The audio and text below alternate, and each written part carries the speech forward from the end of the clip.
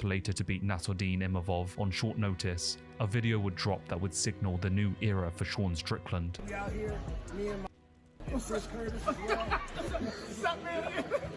Deshaun Strickland was born, a man who had once rejected a certain culture, now fully embraced it. It flowed through his very veins. His next performance would be one of a lifetime, putting on display in full the true might of Deshaun. Then, history was about to change forever. After Izzy froze Poatan like Elsa, finally dispatching the opponent that had destroyed him 3 times, he felt that he had settled the score and laughed last. A rematch with the emphatic Brazilian was off of the cards, and so Izzy awaited for his next opponent to rise to the top at middleweight. A matchup between gatekeeper Robert Whittaker and surging finisher Dricus du Plessis was announced, and the winner of this bout was to be the next contender for the middleweight title. In an upset that no one saw coming, Dricus would stun audience by knocking out Robert in the second round. Unfortunately, Dricus picked up an injury in this bout and would be unable to make the quick 6-week turnaround for the pay-per-view coming up in Sydney, Australia, a card to be built around Israel Adesanya. On August 9th, Deshaun Strickland was announced to step in the ring against Stylebender. He would open as a massive 7-1 underdog. As far as the audience was concerned, Strickland didn't stand a chance. The comment sections and tweets were laden with the sentiment that the press conference was the only thing to look forward to, as the fight was over before it had even begun. Well,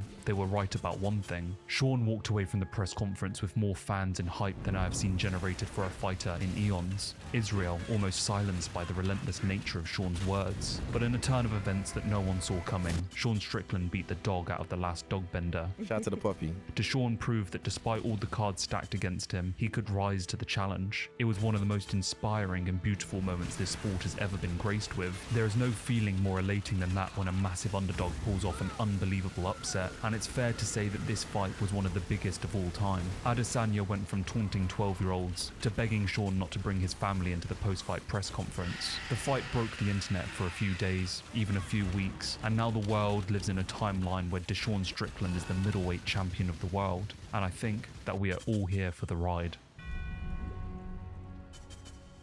Africa has produced many great athletes and champions, from world caliber sharpshooters to MMA legends themselves. Among them is a rising mixed martial arts talent hailing from South Africa, an intimidating man with explosive power. Dricus du Plessis would spend the first 4 years of his fighting career with EFC, where he would go 11-1, all victories coming by way of stoppage, 9 of which were submissions. Du Plessis was brutal inside of the cage, and his bloody warfare saw him become the EFC welterweight and middleweight champion simultaneously, and to top it off, the KSW middleweight champion as well. With a 100% finishing rate, Dricus would be invited to the UFC in 2020. His arrival was announced with the devastation that had preceded him, garnering himself a 5-fight winning streak, destroying top opponents such as Darren Till and Derek Brunson, going to decision only once against the durable Brad Tavares. On the 22nd of April 2023, Dana White would announce that Dricus's impressive win streak had earned him a fight against notorious gatekeeper Robert Whittaker in a middleweight title eliminator at UFC 290.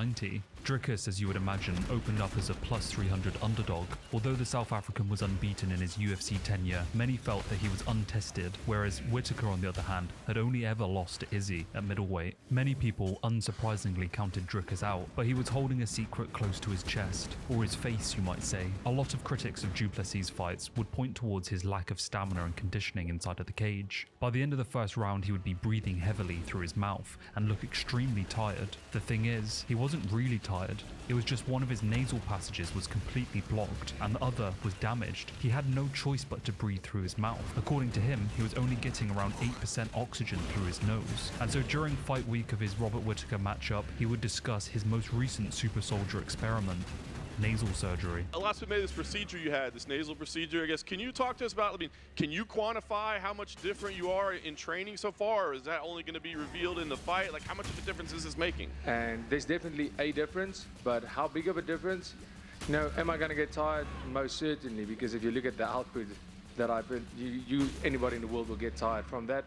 But maybe I look a little bit better doing it. On July 8th, 2023, during the Year of the Underdog, a new mythical fighter graced the canvas. Two Nostrils du Plessis, the terrifying finisher that had risen to the top of the pile at middleweight, was simply the calm before the storm. In a breathtaking turn of events, the seemingly unconquerable Whittaker was taken out in the second round by a stiff jab and a flurry of punches. According to Israel Adesanya, he had manifested this, but the only manifestation is the will of the MMA gods. They blessed the world with their mysticism, and now we are honoured to give to Nostril du Plessis his rightful place on this list. I would just like to introduce the first of 3 guest spots on this video. My good friend Napoleon Blown Apart will be doing the next segment, and then later on in the video Lionel will do a segment, and then later on after that Troy Robert will be doing a segment. I'm truly blessed to have these content creators coming on and giving a guest appearance, so thanks very much to them, and be sure to check them out. Their channels are linked in the description below. So without further ado, let's give it up for Napoleon.